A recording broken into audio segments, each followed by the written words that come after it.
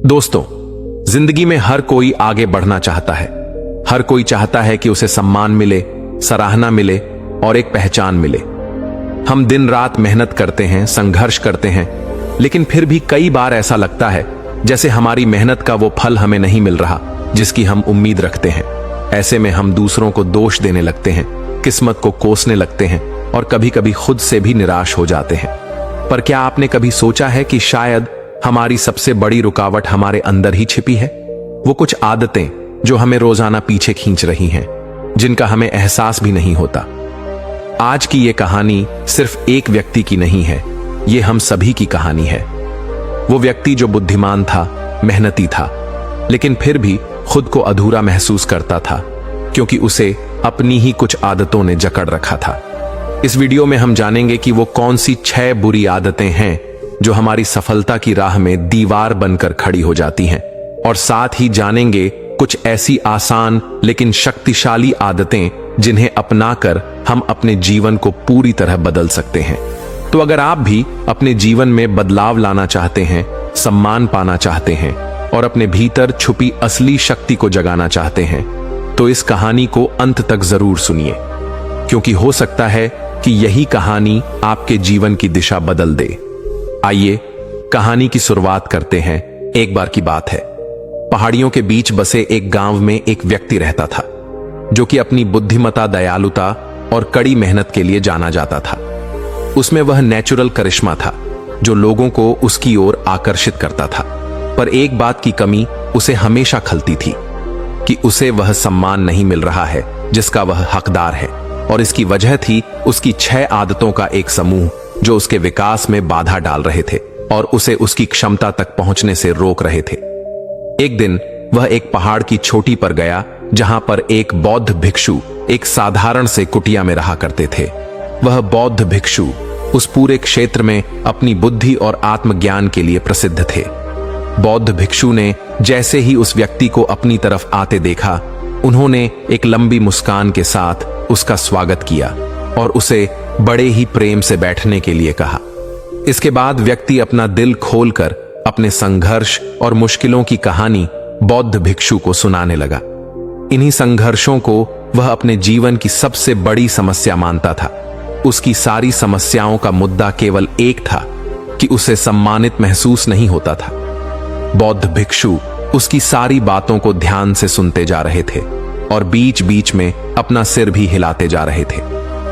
जब व्यक्ति ने अपनी बात खत्म कर ली और चुप हो गया, तो बौद्ध भिक्षु ने बहुत ही शांत और सुखा आवाज में कहा, दूसरों का सम्मान पाने के लिए तुम्हें पहले खुद का सम्मान करना सीखना होगा, और ऐसा करने के लिए तुम्हें उन 6 आदतों को पीछे छोड़ना होगा जो तुम्हें आगे बढ़ने से रोक रही है। व्यक्ति ने उम्मीद भरी नजरों से बौद्ध भिक्षु की ओर देखा, क्योंकि वो ये जानने के लिए उत्सुक था कि वो 6 आदतें कौन सी हैं और उनसे छुटकारा कैसे पा सकते हैं। बौद्ध भिक्षु ने आदतों को बताना शुरू किया। बौद्ध भिक्षु ने कहा, पहली आदत, लोगों को नज करने की आदत। हम किसी को बिना जाने बिना अच्छे से परखे उसके बारे में एक विशेष राय बना लेते हैं, और अक्सर ये राय नकारात्मक ही होती है।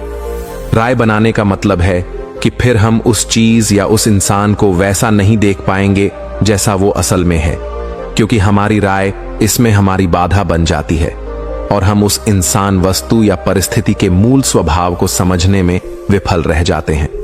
बौद्ध भिक्षु का कहना था कि किसी को भी बिना अच्छे से जाने या किसी भी परिस्थिति को बिना समझे हमें उसके बारे में अपनी नकारात्मक या सकारात्मक राय नहीं बनानी चाहिए। दूसरी आदत है जो तुम्हारे काम में सबसे बड़ी बाधा है और तुम्हें छोड़नी चाहिए, वो है काम को टालना। अपने काम में देरी करके तुम खुद को आगे बढ़ने और महानता हासिल करने के लिए उचित अवसर से दूर हो जाते हो। काम को टालने का अर्थ है अपनी सफलता को टालना। याद रखो, अगर तुम उस काम को टाल रहे हो तो कोई और उस काम को करके उस सफलता को छीन ले जाएगा और तुम्हारा सपना सिर्फ सपना बनकर ही रह जाएगा। इसीलिए अनुशासन अपनाओ और अपनी जिम्मेदारियों को पूरे मन से निभाओ। तीसरी आदत, जलन और ईर्ष्या को दूर करो और तुम्हारे अंदर जो भी शिकायतें, जो भी असंतोष है, उसे भी हटाओ। बेवजह की ईर्ष्या और गुस्सा अपने मन में रखकर हम खुद को ही नुकसान पहुंचाते हैं। इसके कारण हमारे भीतर डर और शंका पैदा होती है, जिससे बुद्धि दूषित हो जाती है और भ्रम पैदा होने लगता है, और भ्रम की वजह से किसी भी काम में सफलता नहीं मिल पाती। इसीलिए जितना जल्दी हो सके खुद को इन नकारात्मक आदतों से दूर करो। चौथी आदत है, बौद्ध भिक्षु ने बताई कि हर चीज के लिए दुखी होना बंद करो। हर परिस्थिति और हर चीज हमारे नियंत्रण में नहीं हो सकती, और ना ही हर चीज हमारी इच्छानुसार होगी। हमेशा कुछ ना कुछ ऐसा होता ही रहेगा जो हमारी मर्जी के खिलाफ होगा। इसीलिए जो चीजें तुम्हारे नियंत्रण में नहीं है और जिनके लिए तुम कुछ भी नहीं कर सकते, उनके लिए दुखी होना बंद करो। पांचवी आदत जिसे तुम्हें छोड़ देना चाहिए वो है दूसरों को दोष देने की आदत। किसी भी गलती का दोष दूसरों पर डाल देना यह बहुत ही गलत बात है। इससे समाज में हमारी बहुत ही खराब छवि बनती है और हमारा ध्यान गलतियों से सीखकर आगे बढ़ने की बजाय गलतियों को छिपाने और दूसरों को गलत साबित करने में लग जाता है। जब हमारे साथ कुछ अच्छा होता है तो हम उसका श्रेय लेना नहीं भूलते, तो अगर कुछ गलत होता है तो उसका दोष भी हमें खुद को ही देना चाहिए। दूसरों को दोष देना असफल लोगों की निशानी है। असफल लोगों में यह आदत होती है कि वे अपनी असफलता के लिए दूसरों को दोष देते हैं। कभी कभार ऐसा हो जाता है कि किसी और की गलती की वजह से हमारा काम बिगड़ जाता है, लेकिन जब कोई व्यक्ति अपनी असफलता के लिए बार बार किसी और को दोषी बना रहा है तो समझ लेना कि इसमें किसी और की नहीं बल्कि खुद उस व्यक्ति की ही गलती है। अपनी गलती को मान लेने से हम छोटे या कमतर नहीं बन जाते। इसीलिए अपनी असफलता पर किसी और को दोषी बनाने से अच्छा है अपनी गलती को मानो और उसे सीख कर आगे बढ़ो। छठी और आखिरी गलती है दूसरों से अपनी तारीफ सुनने की आदत। हम दूसरों को दिखाने के लिए अक्सर कुछ ना कुछ नया करते रहते हैं। हर चीज के लिए हम चाहते हैं कि लोग हमारी तारीफ करें, हमारे बारे में अच्छा बोलें, और हम जो भी काम करें लोग उसकी प्रशंसा करें। अगर किसी बात के लिए हमारी आलोचना होती है तो हम बहुत दुखी हो जाते हैं और इस तरीके से हम लोगों के हाथों की कठपुतली बनकर रह जाते हैं। इसीलिए हमें दूसरों के तारीफ की कोई जरूरत नहीं है, और वैसे भी लोगों की तारीफें खोखली होती हैं जो एक पल में हमें आसमान पर पहुंचा देती हैं तो दूसरे ही पल नीचे जमीन पर पटक देती हैं। इसीलिए हमें लोगों की तारीफ और बुराई से फर्क नहीं पड़ना चाहिए, और जो हमें पसंद है और जो हमें सही लगता है वही करना चाहिए, बस शर्ते वो नैतिकता पर खरा उतरता हो। व्यक्ति ने बौद्ध से कहा, आपने 6 बुरी आदतों के बारे में तो बता दिया, लेकिन पुरानी आदतों को छोड़ना और नई आदतों को अपनाना बहुत मुश्किल होता है। तो मेरा प्रश्न है कि आखिर हमारा मन नई आदतों को अपनाने का विरोध क्यों करता है और नई आदतों को आसानी से कैसे अपनाया जा सकता है? बौद्ध भिक्षु ने कहा, ज्यादातर लोग आदतों को बदलने में असफल रहते हैं क्योंकि उनकी उस नई आदत के साथ अवास्तविक उम्मीदें जुड़ी होती हैं। जैसे अगर कोई व्यक्ति सुबह जल्दी उठकर व्यायाम करने की नई आदत डालना चाहता है तो वह उम्मीद लगा लेता है कि उसकी इस नई आदत से उसका वजन तेजी से कम होना शुरू हो जाएगा या फिर उसका शरीर तेजी से शक्तिशाली बन जाएगा, जबकि असल में ऐसा नहीं होता। इन दोनों ही परिणामों को हासिल करने में समय लगता है, लेकिन हमारा मन पहले से ही यह निश्चित कर लेता है कि परिणाम कैसा होना चाहिए, और जब हमारी उम्मीदों के अनुसार परिणाम नहीं मिलते तो हम निराश और उदास हो जाते हैं और अपनी पुरानी आदतों में वापस लौट जाते हैं। लेकिन जो व्यक्ति वास्तविक और सही उम्मीदों के साथ नई आदत की शुरुआत करता है वो उदास और निराश होने से बच जाता है और आदत बदलने के दौरान अपने आंतरिक विरोध पर काबू पा लेता है। अब अगला प्रश्न है कि आदतों को आसानी से कैसे अपनाया जाए। तो ऐसा करने के 5 आसान नियम हैं। पहला, अपने विचारों को लिखो। उन सभी चीजों की पहचान करो जिन्हें तुम बदलना चाहते हो, चाहे वो छोटी हो या बड़ी, उन सबको लिखो। दूसरा नियम, छोटे कदम उठाओ। सबसे छोटी आदत से बदलाव करना शुरू करो। इस बदलाव को इतना आसान बनाओ जिसे तुम मना ना कर सको। उदाहरण के लिए, हर सुबह की शुरुआत 2 मिनट के धन्यवाद के साथ करो, या फिर हर सुबह सिर्फ 5 मिनट ध्यान का अभ्यास करने का निर्णय लो। तीसरा नियम, अपने आलस्य और टाल मटोल की आदत को कम करो और इसके लिए सचेतन रूप से अपने काम के परिणाम को किसी मजे से जोड़ो। उदाहरण के लिए, अपने आप से कहो, कि जब मैं सुबह का ध्यान और व्यायाम पूरा कर लूंगा तब 1 कप चाय पीऊंगा, यानी जब तुम अपने ध्यान और व्यायाम के नियम को पूरा कर लोगे तभी चाय पियोगे, उससे पहले नहीं। चौथा नियम है, अपने काम को आदत बनने दो, यानी दूसरी नई आदत तब तक मत शुरू करो जब तक तुम्हारा ये वाला काम तुम्हारी आदत ना बन जाए, तुम्हारी दिनचर्या का हिस्सा ना बन जाए। 5वीं आदत है आभार या धन्यवाद का भाव। तुम जिस भी आदत को अपने जीवन में बढ़ावा देना चाहते हो, उससे जुड़ी चीजों के लिए ब्रह्मांड या उस परम शक्ति का आभार व्यक्त करना शुरू कर दो।